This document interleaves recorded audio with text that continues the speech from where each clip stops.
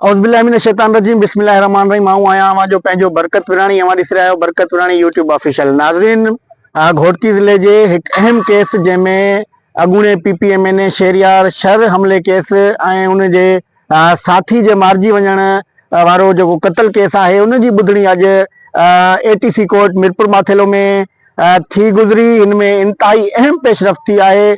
Ghotki police पंहिंजे पटे भाई शकूर लाखे के बचाइण जे लाइ उन जो नालो जेको आहे उहो कॉलम 2 में रखी खणी आई आहे। इन खां अलावा जेको अहमद खान सीलरो आहे हिन केस में जवाबदार उन जो नालो पिणु कॉलम 2 में रखियो आहे। जांच ऑफिसर अली अहमद हाले पोटो जेको SHO आहे उन तरफ़ां अॼु हतमी चालान मीरपुर माथेलो जे ATC कोर्ट में पेश कयो वियो हो, जंहिंमें उन तरफ़ां अदालत खे इहा आगाही ॾिनी वई आहे त शकूर लाखो अहमद खान सीलरो हिकिड़ो ॿियो जवाबदार आहे ख़ालिद अहमद उन जे ख़िलाफ़ हिन केस में के बि साबितियूं न आहिनि मिलियूं। फोरेंसिक रिपोर्ट जेका पुलिस तरफ़ां कराई वई हुई उन में तोड़े पुलिस जांच में इहो किथे बि साबित न आहे थियो त शकूर लाखो अहमद खान सीलरो ऐं ख़ालिद अहमद हिन केस में मुलविस आहिनि। तंहिंजे करे उनखे हिन केस मां आजो कजे थो। जांच ऑफिसर तरफ़ां हतमी चालान में इन्हनि टिनि जवाबदारनि जा, जंहिंमें शकूर लाखो हिन केस जो मुख्य जवाबदार आहे, उन जो नालो कॉलम 2 में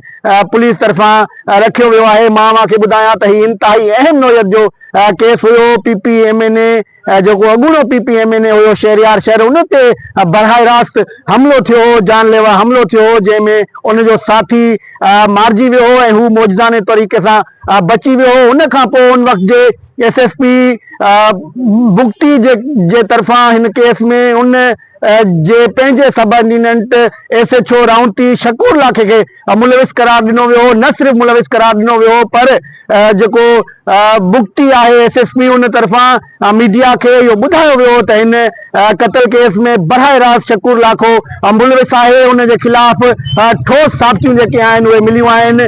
SP बुगटी तरफ़ां मीडिया खे इहो पिणु ॿुधायो वियो हो त शकूर लाखे जे मोबाइल मां ॾोहारियुनि सां वास्ते जा इंतहाई अहम सबूत मिलिया आहिनि ऐं उन तरफ़ां मीडिया खे इहो पिणु ॿुधायो वियो त शकूर लाखो हिन क़त्ल केस में जंहिंमें अली शर मारिजी वियो हो उन क़त्ल केस जे मुख्य जवाबदारनि सां उन टाइम ते राब्ते में हो जॾहिं शहरियार शहर ते हमलो थियो।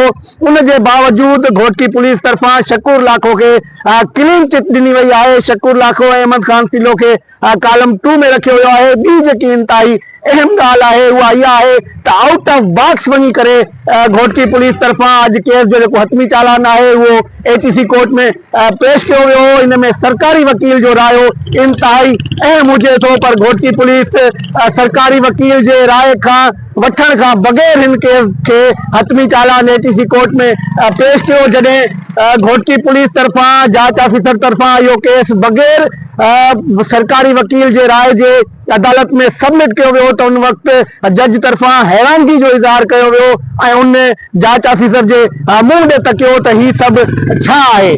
जांच ऑफिसर तरफ़ां इन हतमी चालान कोर्ट में पेश करण खां पोइ जज तरफ़ां हिन केस खे जेको हतमी चालान आहे उनखे मंज़ूर त नाहे कयो वियो, उनखे ॿीहर सरकारी वकील तरफ़ मोकिलियो वियो आहे ऐं ॿिन्हिनि धुरियुनि जंहिंमें अहमद खान सीलरो जो वकील ऐं शकूर लाखो जो वकील तोड़े चाहे फरियादी धुर जो जेको वकील आहे उन सां जज तरफ़ां मुखातिब थी इहो चयो वियो त छो न हिन केस ते ॿीहर का डेट ऐं ॿुधणी रखिजे। टिनिनि धुरियुनि जा जेके राया आहिनि जंहिंमें जवाबदार धुर, फरियादी धुर ऐं सरकारी वकील आहे उन्हनि खे ॿुधी करे हतमी चालान जी तारीख़ ॾिनी वञे, इन ते बहस कयो वञे, इन ते दलील ॾिना वञनि। इन वक़्तु अहमद खान सीलरो ऐं शकूर लाखो कोर्ट मां हलिया विया आहिनि। उन्हनि जी जेको शकूर लाखो आहे उनजी पुलिस कस्टडी कई वई आहे, जॾहिं त जेको अहमद खान सीलरो हुयो उनजी कच्ची ज़मानत मंज़ूर थियल हुई। हू पुलिस जे सख़्त पहिरे में पहिरियां कोर्ट पहुता हुआ। कोर्ट पहुचण खां पोइ हू जेको आहे हिकु ॿीहर शकूर लाखो खे जेल मोकिलियो वियो आहे। अहमद खान सीलरो खे हिन वक़्तु जेको आहे उहो सख़्त सिक्योरिटी में उनजे घर तरफ़ रवानो कयो वियो आहे। मां जीअं तव्हांखे ॿुधायो त हिन वक़्तु जेकी ईंदड़ ॿुधणी आहे उन जे हवाले सां का हतमी तारीख़ ATC कोर्ट तरफ़ां न ॾिनी वई आहे, पर कोर्ट तरफ़ां जॾहिं इहो हतमी चालान अदालत में आंदो वियो त उन तरफ़ां हैरत जो इज़हार कयो वियो। हैरत जो इज़हार इन तनाज़ुर में मां तव्हांखे ॿुधायां पियो त हिन में जेको सरकारी वकील जो रायो हुजे थो वो इंतहाई अहम हुजे थो। हिन केस में जेको घोटकी पुलिस आहे वो यो रायो वठण खां बगैर ही जेको आहे वो केस सबमिट कराइण जी कोशिश कई। सरकारी वकील वट हिन वक्त जेको आहे वो केस जो स्टेटस आऊं अवां नाज़रीन के बुधाया त हिन वक्त जेको फाइल आहे हतमी चालान वारो जांच रिपोर्ट आहे उहा हिन वक्त सरकारी वकील वट सबमिट कई वई आहे। फाइल उनके टेबल ते पयल आहे। हूं हिन जी छंछाण करे रहियो आहे। तंहिंखां पोइ हू पंहिंजो हतमी रायो ॾींदो त हिन केस में हुन जी जांच मां पुलिस घोटकी जी जांच मां मुतमिन आहे या कोई एतराज़ वारे थो।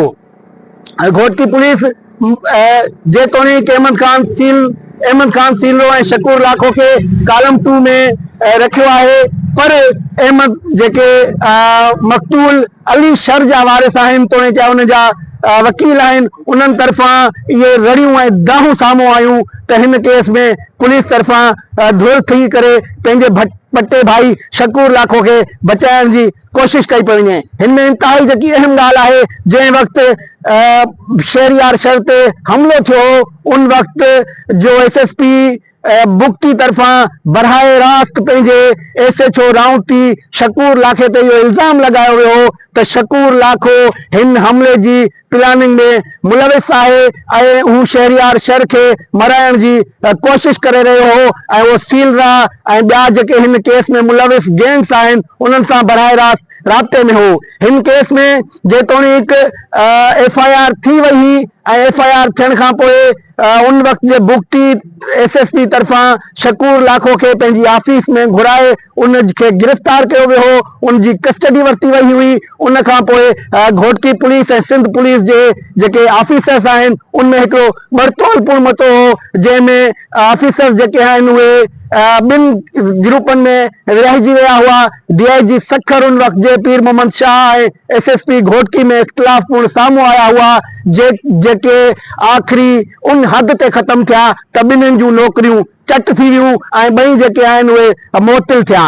हिन हेॾे वॾे केस में जेतोणीक उन वक्त जे SSP तरफ़ां इहा ॻाल्हि कई वई हुई त शकूर लाखो हिन केस में मुलविस आहे, उन जे बावजूद घोटकी पुलिस तरफ़ां जांच में इहा ॻाल्हि करण त शकूर लाखो जे खिलाफ़ का बेसाबती नाहे मिली ऐं हू बिल्कुलु बेकसूर आहे, उन जो जेको नालो आहे उहो कॉलम 2 में रखियो वञे, इहा इंतहाई छिरकाईंदड़ ऐं हैरान कंदड़ ॻाल्हि आहे।